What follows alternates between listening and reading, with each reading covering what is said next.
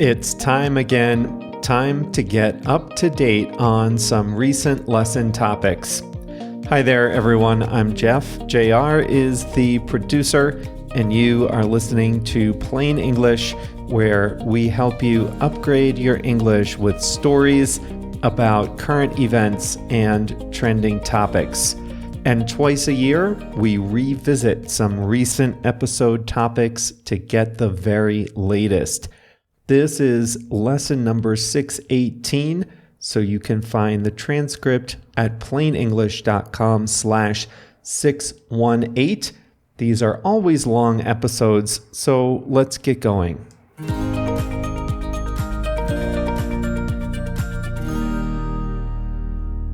In lesson 594, we talked about Threads, the Instagram adjacent app released by Meta. The idea was to challenge the site formerly known as Twitter. More on that in a minute. Threads rocketed to popularity, earning over 100 million downloads in the first few days. But users got in there and found that it was a lot like Twitter, only with fewer features. Although users were quick to download the app, they were not quick to return and use it regularly. Meta hasn't rolled out promised features like hashtags and search, scheduled posts, things like that, and we're now several months in.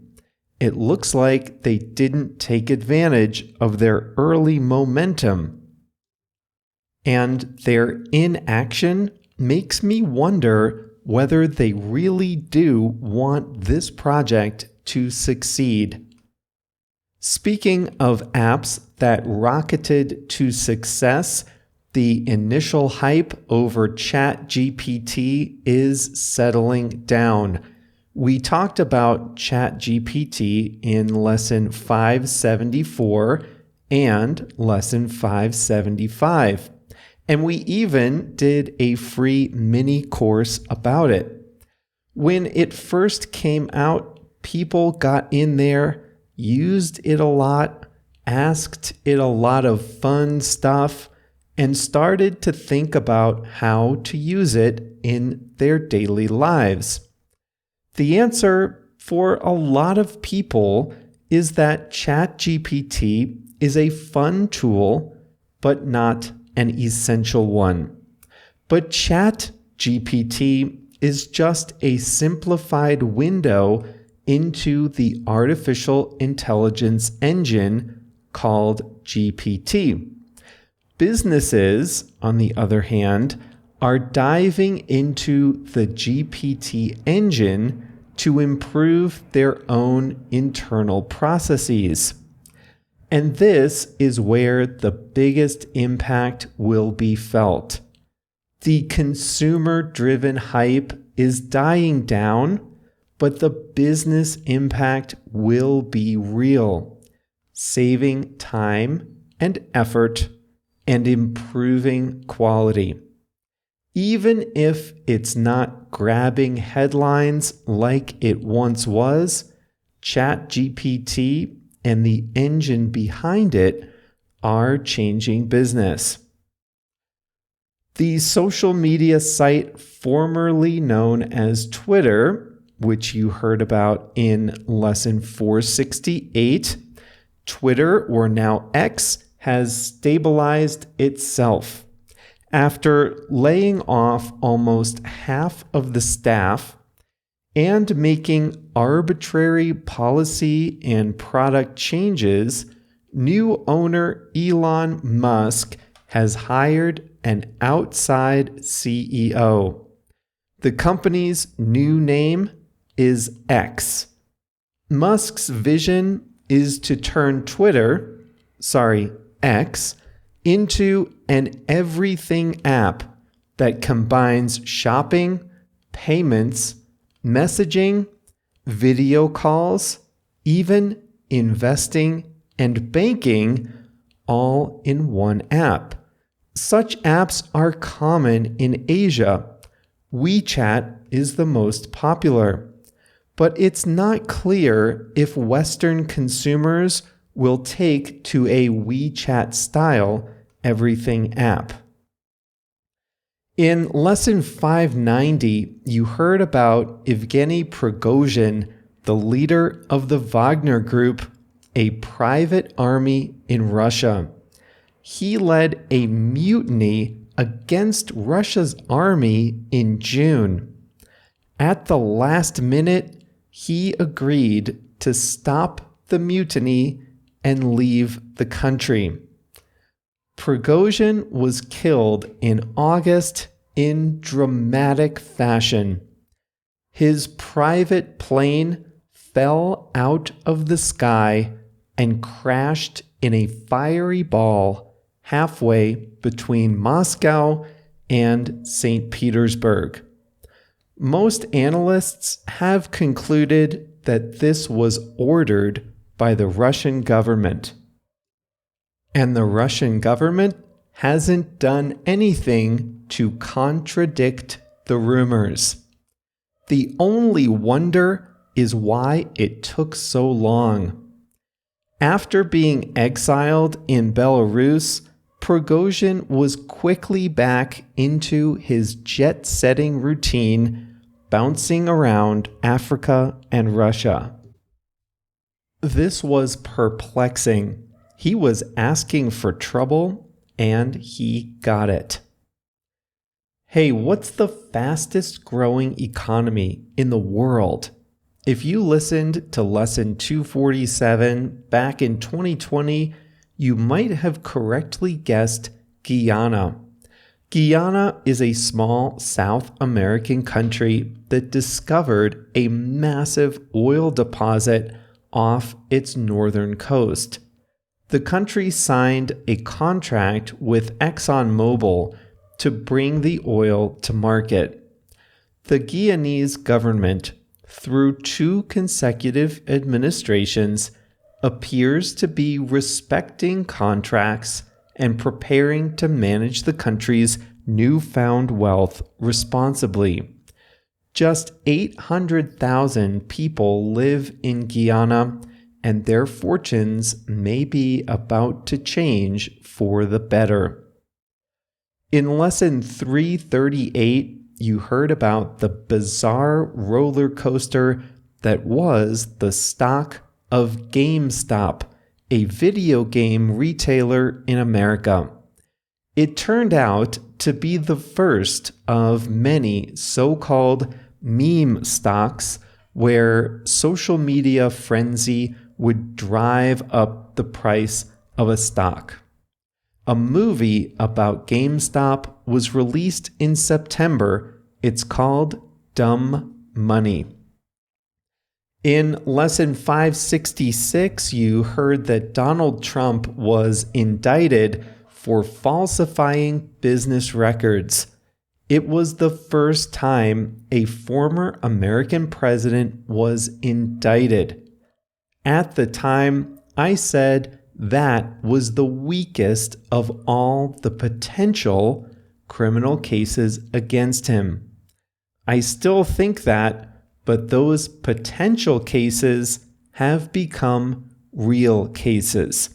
He was subsequently indicted in a federal court for trying to overthrow the 2020 presidential election and in a Georgia state court for similar crimes. His calendar is quickly filling up with trial dates as judges try to slot their trials without interfering with others. If he wins the Republican Party's nomination, as seems likely, he'll be running for president even as he stands trial in at least 2 jurisdictions. That's not all the legal trouble he's in. To take just one example, New York State recently revoked the business license of his real estate empire putting his marquee buildings in jeopardy. Oddly, none of this appears to be hurting his popularity with his supporters. In case you're wondering, an American president has the power to pardon anyone convicted of federal or national crimes, but none has ever pardoned himself. But the president's pardon is not valid for state crimes, so Trump couldn't pardon himself if convicted on the state charges in Georgia or New York. In 586, I told you about the morning show on Apple TV. Season 3 is out now. I'm currently watching it. Speaking of streaming, Netflix's policy on password sharing appears to be working. We talked about that in lesson 548. In the months after they cracked down on people sharing passwords, they saw a spike in active users. Disney Plus was so impressed, they've started doing the same thing.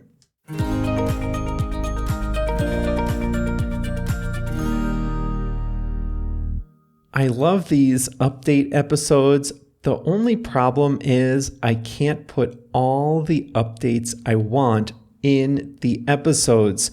So when there's news about a topic we've talked about here, I'll put the update in the emails that JR sends out on Mondays and Thursdays. If you're not getting those, make sure to sign up at plainenglish.com/mail, MAIL.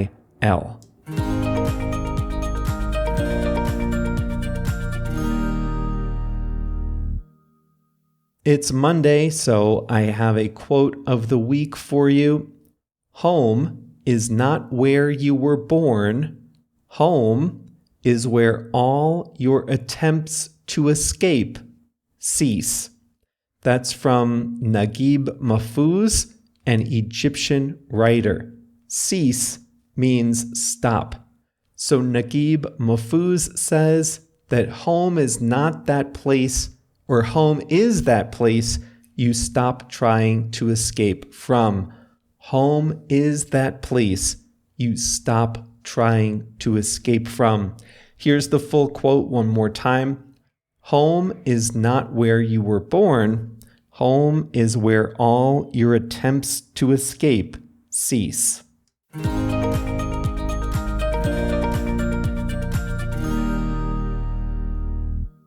The phrasal verb settle down has a few meanings, but we'll talk about just one of them today. And that is to become calm or stable after a period of excitement. So if you want to use settle down, you need to talk about something that is changing quickly, something in a state of excitement, something agitated, things like that. And then that thing later becomes calm and quiet. The part where it becomes calm and quiet after a period of excitement, that's settling down. ChatGPT made quite a splash when it was first released just under a year ago. It became the fastest technology in history to reach 100 million users. It seemed to be all over the news. We did 2 episodes about it, followed by a mini course that hundreds of Plain English listeners took. People thought ChatGPT would revolutionize the economy, steal their jobs, take over the world. There would be no need to write essays or do research or produce any original content, ChatGPT would just do it all for us. I even had a customer, a Plain English Plus member, tell me that my job was in danger of being taken by ChatGPT. Well, the hype over ChatGPT has started to settle down. Yes, it can produce a lot of text, but that text is not always correct or even helpful, as many listeners learned in our free course. It was fun to ask ChatGPT to write a song in the style of Shakespeare, but how often do you really need to do that?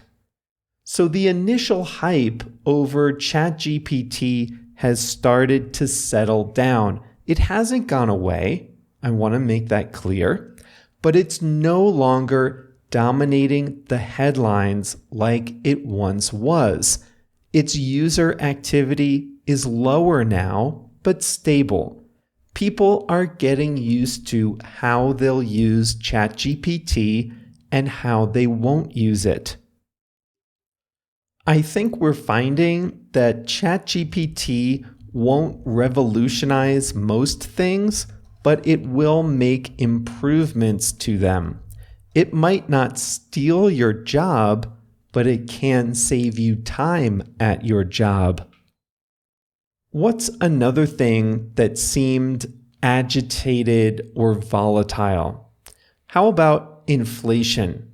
Inflation was high, and central banks around the world raised interest rates to combat inflation.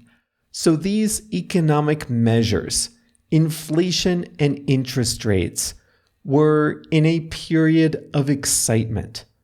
Do you remember how fast prices were going up?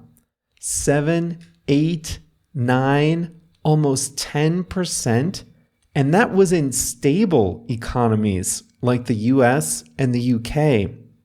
Then central banks started raising interest rates. The Federal Reserve raised interest rates in America faster than at any time in recent history. Eventually, inflation did start to settle down. It hasn't gone away, but now inflation in many places is down to 3 or 4%. But inflation is not rising and it's not as high as it once was, so we can say that inflation has started to settle down. People can settle down. Let's start with kids. Kids might be outside, running around with their friends, yelling, screaming, throwing things, as kids do when they're outside. But when they come inside, they have to settle down. They have to lower the energy level in the house. Remember, to settle down is to become calm or stable after a period of excitement. So when kids come in off the soccer field, they need to settle down before coming into the house. But kids are not the only people who may need to settle down. Two adults might get into an argument. Tempers might flare. Voices might be raised. There might be some strong opinions expressed. And the adults might recognize that they need to settle down after having an argument. They need to lower the temperature, be calm again. Or your period of excitement might not be an argument, just an exciting day. Have you ever had a really full day at work, with family, with friends, whatever? Just a lot going on that day, high energy, whatever. It's hard to walk in the door of your house after a high-energy day and then go straight to bed and go to sleep. It's a good idea to settle down for a while before trying to sleep. So let's say you have a long day at work, you come home, make dinner for the whole family, get the kids in bed, and you're tired, but the excitement of the day has just ended. You need to settle down before going to sleep yourself. And that's all for today's Plain English for Monday, October 23rd, 2023. Remember, get all the updates from Plain English, including chances to take quizzes and learn even more English words with JR's emails. Get those by visiting plainenglish.com/mail. On Thursday, we'll be back with a brand new topic. Just wait until you hear what type of business is embracing surge pricing. That's on Thursday. See you then.